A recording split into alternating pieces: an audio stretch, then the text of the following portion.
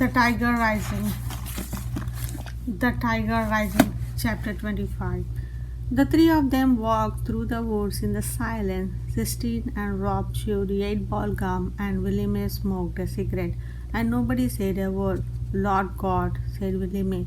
When they came up to the gate, she stared at the pacing animal, and no reason to doubt the fierceness of the god when he makes something like that, she said. Who was the fool that caged this tiger up? He belongs to Bucamp, Rob told her. Bucamp? Said Willie Mae with disgust. She shook her head. One person in the world that don't need to be owning no tiger, and that's Bucamp. See, said Sistine, it's not right, is it? Just like you told Rob about your bird and how you had to let it go. A bird, said Willie Mae.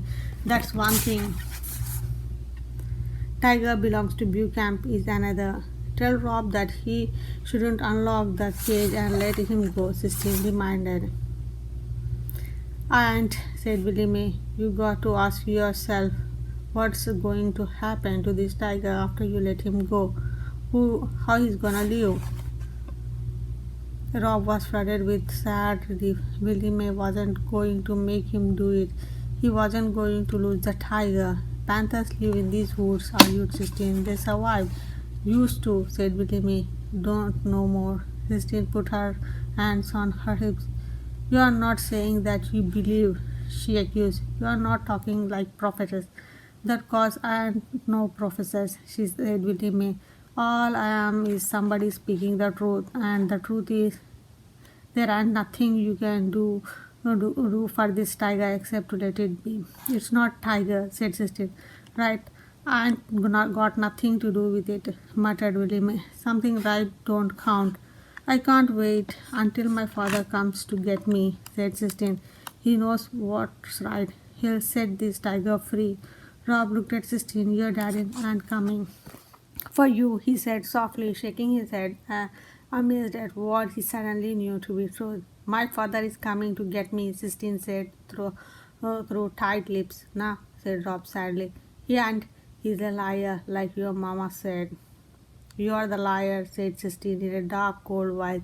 Her face was so white that it seemed to glow before him.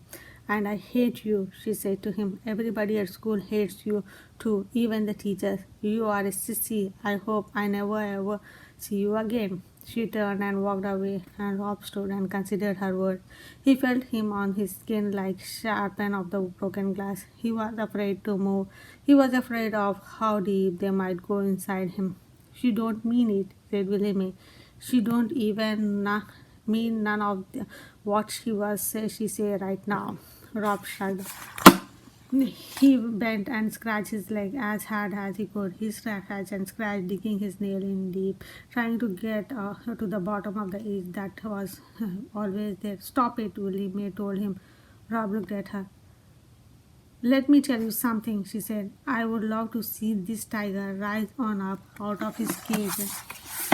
Yes, I would like to see him rise on up and attack Bucamp. Serve him right for keeping a wild animal locked up, putting you in the middle of this, giving you the keys to the cage. Come on. She grabbed hold of the Rob's hand.